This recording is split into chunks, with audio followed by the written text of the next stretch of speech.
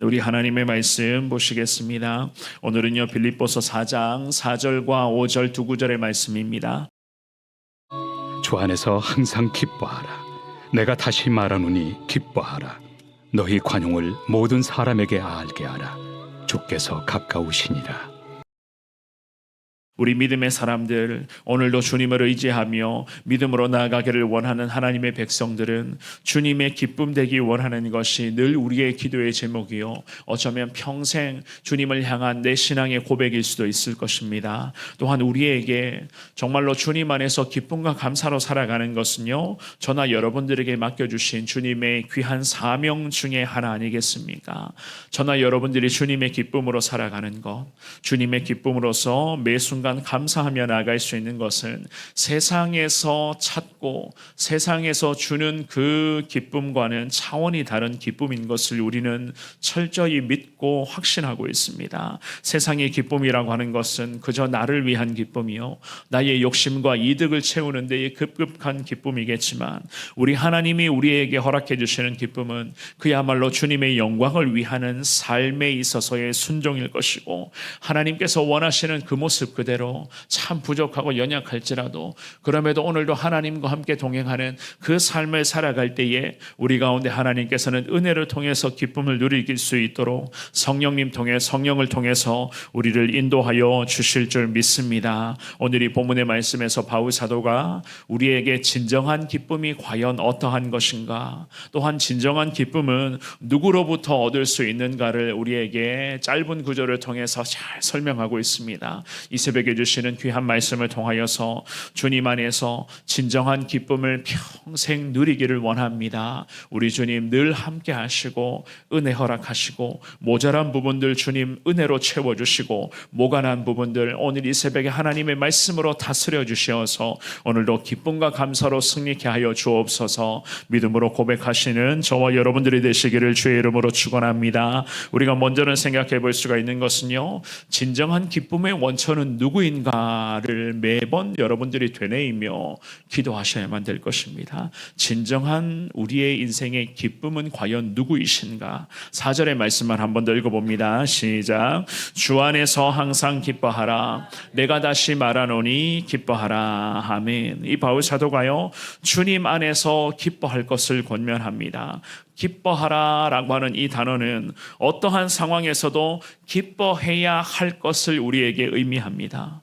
그것도 어떤 상황에서든지 여러 상황과는 관계없이 항상 다양한 상황 속에서 주님의 백성들은 주님과 함께 동행하는 그 삶을 통하여서 기쁨과 감사가 멈춰져서는 안 된다는 것을 우리에게 염두에 놓고 있는 말씀이었습니다. 이 바울이 실제로 그랬습니다. 이 빌립보서라고 하는 이 옥중 서신서를 기록을 하면서 늘 반복해서 말씀드린 것처럼 로마 감옥에 투옥되어 있었던 그러한 과정이었습니다. 잘 아시는 것처럼 감옥 생활, 우리가 어느 정도 알 수가 있잖아요.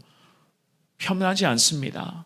참 하루하루가 참 곤욕이고 힘겨운 시간이었을 것입니다. 그러나 이 바울 사도는 그 어려운 시간이 지속되고 있음에도 불구하고 자신이 먼저 주님 안에 거하며 주님 안에서의 누릴 수 있는 진정한 기쁨이 어떠한 것인가를 감옥 안에서 자기가 누리며 그 누렸던 기쁨의 은혜를 빌립보 교회 성도들에게 편지의 글로 기도하는 마음으로 일일이 다 작성하였습니다. 빌립보 교회 성도들은 바울이 이 고난을 당하고 감옥 생활 중에서도 여러 가지 많은 어려움이 있었지만 그럼에도 주님 안에 거하는 그 모습을 보면서 저들이 위로를 얻게 되었고, 주님 안에서 믿음으로 굳건하게 서 있는 그 순종의 모습과 그 순종의 과정 속에서 매번 매순간 성령이 바울에게 허락해 주시는 그 기쁨과 감사의 진정한 의미를 이 빌립보 교회 성도들이 깨달았습니다. 그래서 이 바울이 오늘 이 본문의 말씀도 마찬가지죠. 성도 한 사람 한 사람을 향해서 기도하는 마음으로 편지의 글을 쓰면서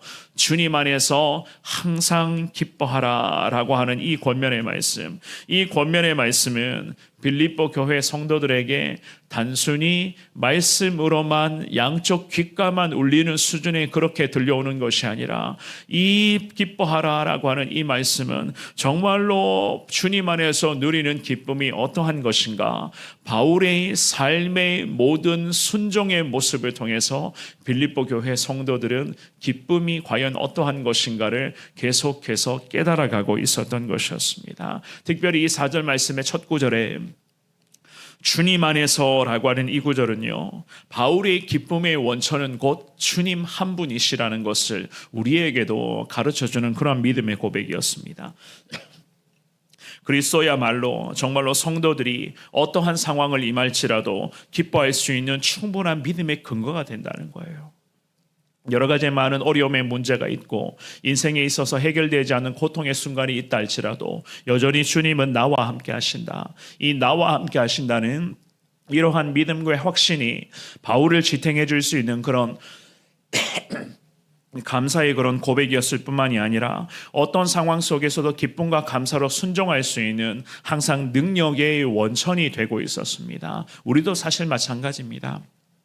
많은 인생의 문제가 있고 아직까지도 해결되지 않은 그런 각자의 그런 어려움의 순간들이 있다 할지라도 주님이 오늘도 나와 함께 하신다. 이 어려운 시간을 보내고 있더라도 하나님이 나를 결국 책임져 주실 것이다. 우리는 이러한 믿음의 확신이 있기 때문에 오늘도 주님 앞에서 그 은혜를 사모하며 기쁨과 감사의 고백으로 이 하루를 주님과 함께 동행할 수 있게 되는 것 아니겠습니까? 결국 우리 기쁨의 원천도 마찬가지로 주님 한 분이시라는 것을 오늘 이 새벽 시간에 저와 여러분들이 깨달으시되 하나님으로 인해서 기뻐하고 하나님 한 분만으로 감사의 삶을 오늘도 평생 살아갈 수 있기를 주님 간절하게 원합니다. 주님께 기도하시면서 우리의 기쁨의 원천이 되시는 예수 그리스도, 항상 예수 그리스도만을 더 의지하는 데에 부족함이 없는 나의 삶이 되게 하여 주옵소서. 이 새벽에 주님을 의지하며 기도할 수 있기를 주의 이름으로 축원합니다. 두 번째로 영적인 평정심을 우리가 소유해야만 한다는 것을 알 수가 있어요. 영적인 평정심을 소유하라. 5절의 말씀입니다. 우리 같은 목소리로 5절 읽어보도록 합니다. 시작. 너희 관용을 모든 사람에게 알게 하라. 주께서 가까우시니라. 아멘. 이 빌립보 교회 성도들은 관용을 모든 사람들에게 나타내 보여야만 하는 사명을 부여받았습니다. 특별히 우리가 어제 주시는 말씀에서 다루었던 것처럼 유오디아와 순두계라고 하는 그 여종들 사이에 갈등이 있었는데 그 갈등에 대해서 바울 사도가 같은 마음을 품을 것을 권면하며 곧장 오늘 본문의 말씀으로 넘어와서는 기쁨과 감사의 삶을 사는 것이 어떠한 것인가를 이야기를 하면서 이 5절 말씀에 관용이라고 하는 이 단어를 지금 언급을 하고 있습니다. 너그러운 마음으로 서로의 잘못과 서로에게 여전히 나타나고 있는, 서로에게 지워지지 않고 있는 그 허물까지를 품어야 하는 것을 이 바울 사도가 성경을 통해서 권면을 합니다. 특별히 이 관용이라는 단어가 의미하는 것은 우리도 잘 알고 있습니다. 여러 가지 그런 역경과 어려움을 당해도 쉽게 동요되거나 넘어지지 않고 평정심을 유지할 수 있는 그런 영적인 인내를 우리는 관용이라고 이야기를 하죠. 그 영적인 평정심과 인내함을 가지고 그럴 수도 있지. 그래. 우리는 연약한 죄인이기 때문에 그럴 수도 있어 라고 하는 이 마음으로 상대방을 너그럽게 이해하고 포용하며 품어주며 기도해주고 격려해주고 칭찬해주는 이 모든 과정을 우리는 관용이라고, 그 주님 안에서의 그런 관용이라고 그렇게 이야기를 합니다. 또한 이 관용이라고 하는 것은요, 자신의 권리를 포기할 줄 아는 것이고 다른 사람들을 향해 끝까지 품어줄 줄 아는 그러한 예수님의 마음을 의미하기도 하는 것입니다. 이 바울 사도가 이러한 태도를 어느 특정 사람에게만 나타내 보이는 것이 아니라 우리와 친한 사람들, 우리의 기준과 판단으로서 저 사람 정도면 관용을 베풀어도 괜찮아 라고 우리 나름대로의 그런 기준으로서 차별을 행하라는 것이 아니라 이 바울 사도가 오늘 본문의 말씀에서 우리에게 분명하게 권면하기를 모든 사람들에게 너희의 관용을 알게 해야 된다. 성경은 그렇게 말씀하고 있습니다. 너희의 관용이라고 하는 것은 주님 안에서 품고 기도하며 주님 안에서 허물과 모든 어려운 것까지 다 포용해 줄 수 있는 그 넓은 마음, 즉 예수님의 마음을 이야기하는 거예요. 그 넓은 관용을 모든 사람들에게 알게 하라. 우리에게 이 바울 사도가 동일한 명령의 말씀을 하시는 거예요. 나랑 친한 사람들, 내 기준에서 저 사람은 관용해도 되고 이 사람은 내가 품어줄 수 있어 라고 하는 이러한 편협한 모습, 이러한 좁은 마음을 내려놓고 관용이라고 하는 것, 너그러운 마음과 영적인 평정심으로 모두를 다 품을 수 있는 그 예수 그리스도의 그 마음을 우리도 마찬가지입니다. 이 새벽에 기도하면서 그 마음을 소유하여 오늘도 만나는 모든 사람들을 품고 기도하며 그 상대방의 허물이 우리의 두 눈에 뚜렷하게 보인다 할지라도 그럼에도 이해해주고 품어주고 격려해주며 그 영혼을 위해서 기도해주는 이 모든 것을 관용이라고 성경은 우리에게 오늘 이 새벽에 말씀하십니다. 이 귀한 관용을 오늘 우리에게 하나님은 모든 사람에게 다 알게 하라. 모든 사람들이 과연 예수님 안에서 관용이 어떠한 것인가? 예수님 안에서 나누는 사랑이 과연 어떠한 것인가? 우리 주님은 우리를 통해서 모든 사람들이 알도록 하라. 하나님 우리에게 이러한 사명을 허락하십니다. 이 귀한 주님의 사명 앞에 오늘도 부족하지만 하나님 순종할 수 있는 주님의 마음을 이 새벽에 허락하여 주옵소서. 주님 앞에 기도하시며 주의 은혜를 구하시기를 바랍니다. 늘 말씀드리지만 예수님의 마음을 품는다는 것은요, 내 능력으로는 안 되더라고요. 나의 고집과 나의 인간적인 의지로 잘 안 됩니다. 예수님이 오늘도 내게 예수님의 마음을 품을 수 있는 은혜를 허락하여 주시고 이 새벽에 내게 오셔서 내 마음에 날카로운 부분들을 주님이 제거하여 주시고 튀어나온 정말 모가라 있는 부분들을 말씀의 망치로 그것을 하나님이 두들겨 부셔주시고 부드럽게 만들어 주실 때에 우리가 예수님의 마음을 오늘도 품고 너그러운 마음으로 우리가 많은 영혼들에게 예수님의 사랑을 나누어 줄 수 있는 것 아니겠습니까? 그런데 오늘 이 본문 말씀을 잘 보시면은요, 왜 이렇게까지 우리가 순종하며 주님 의지하며 오늘도 주님 주신 은혜를 사모하며 살아가야 하는가? 5절 하반절 말씀이 이런 말씀이죠. 주께서 가까우시리나 라고 그렇게 말씀을 합니다. 이 바울이요, 믿음의 성도들, 빌립보 교회 성도들과 오늘 이 새벽에 기도하며 주님의 은혜를 사모하고 있는 우리가 관용의 태도로 순종하며 살아가야 할 이유를 이렇게 말합니다. 주께서 가까우시니라. 곧 주님의 재림이 가까워지고 있기 때문이다. 성경은 이렇게 말씀하고 있어요. 선악간의 모든 행위를 심판하실 주님의 재림이 가까이 오고 있다는 것을 우리가 믿고 있는 이상 언젠가는 우리 예수님께서 저나 여러분들을 정해놓은 때에 천국문에 부르시는 것을 우리 모두 다 알고 있는 이상 우리가 어떻게 아무렇게나 살아갈 수 있단 말인가? 어떻게 관용을 베푸는 삶이 아니라 어떻게 내 마음대로 살아갈 수가 있단 말인가? 그러한 부분들을 통해서 영적인 경각심을 일깨워 주며 주님의 재림을 믿는 하나님의 백성이라면 언젠가 우리를 천국문에 부르시면서 그 주님의 심판대 앞에서 천국과 지옥이라고 하는 그 갈림길에서 우리를 불러주실 그 하나님이심을 우리가 믿는다면 어떻게 관용을 베푸는 삶을 살아갈 수 있지 아니하는가?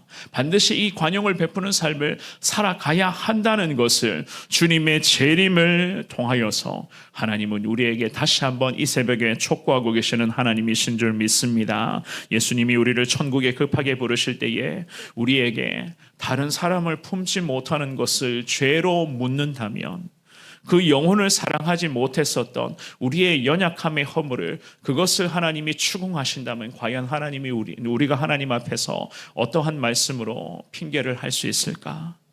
사랑하는 여러분, 우리 삶에 있어서의 기쁨의 원천은 예수 그리스도이신 것을 믿을 수 있기를 주의 이름으로 축원합니다. 그 예수님의 재림이 가까워지고 있고 예수님이 언젠가 우리를 천국 문에 부르시는 그날 그때가 우리에게도 다 정해져 있을 것입니다. 그러므로 오늘 이 본문의 말씀에서 관용을 베풀며 여러분들의 삶 가운데 예수님의 마음을 오늘도 소유하여 기쁨과 감사로서의 그런 삶을 살게 해달라. 주님 앞에 이 새벽에 주님의 은혜를 구하시기를 바랍니다. 특별히 우리 중에 혹시라도 화가 날 때나 분노가 일으킬 때에 그 화를 조절하지 못하고 분노 조절의 그런 어려움 때문에 참으로 힘든 시간을 보내고 있는 분들이 있는지 모르겠습니다. 우리 가족들과 자녀들 중에서 그러한 아픔을 겪는 사람이 있는지 모르겠습니다만은 이 새벽에 주님 앞에 기도할 때에 하나님, 우리뿐만이 아니라 우리의 가족들, 내 주변의 사람들도 분노 조절이 힘든 이러한 어려움의 시대 가운데 모두가 다 주님 안에서 관용하며 넓은 마음으로 주님의 은혜를 경험하는 삶이 되기를 원합니다. 우리를 포함하여 많은 영혼들을 위해서도 기도해 주시고 이 어려움 속에서도 관용을 베풀며 그리스도의 재림을 온전히 잘 준비하여 오늘도 예수님과 함께 동행하시며 주님 보시기에 늘 어엿한 모습, 떳떳한 모습으로 주님과 함께 동행하는 삶으로 승리하시는 여러분들이 되시기를 주님의 이름으로 축원합니다. 우리 함께 기도하겠습니다. 이 새벽에 기도하실 때에 우리 인생에 있어서의 기쁨과 감사의 원천은 예수님이신 것을 깨닫게 하여 주심을 감사합니다. 오늘도 예수님 안에서 기뻐하라. 내가 다시 말하노니 기뻐하라. 기쁨과 감사의 삶을 살아갈 수 있는 귀한 하루가 되게 하여 주시고 우리의 관용을 모든 사람들이 알게끔 하라. 주님이 명령하셨습니다. 하나님, 이 주시는 주님의 명령 앞에 오늘도 예수님의 마음을 품을 수 있는 은혜를 내게 허락하셔서 온종일 예수님과 동행하는 믿음의 삶을 통하여 하나님 만나는 모든 사람들을 포용하며 품어주며 그 사람들을 인정하며 그 사람들의 허물이 보인다 할지라도 그 허물과 죄악된 모습을 놓고도 기도하며 나아갈 수 있는 우리의 삶이 되게 하여 주옵소서. 예수님의 재림이 가까이 오고 있음을 우리는 알고 있습니다. 하나님, 그 어렵고 힘든 시대 속에서도 정말 예수님의 재림을 준비하며 분노 조절의 어려움을 겪는 이러한 시대적 어려움이 있지만 그럼에도 불구하고 우리만큼은 관용을 베풀며 예수님의 마음으로 모든 영혼을 품을 수 있는 그러한 하나님의 은혜로서 나아갈 수 있도록 성령님 인도하여 주옵소서. 오늘 주시는 말씀으로 기도하시고 여러 가지 개인의 기도의 제목으로 기도하셨다가 자유롭게 돌아가시기를 바랍니다. 우리 다 같이 주님을 부르며 한 목소리로 기도합니다.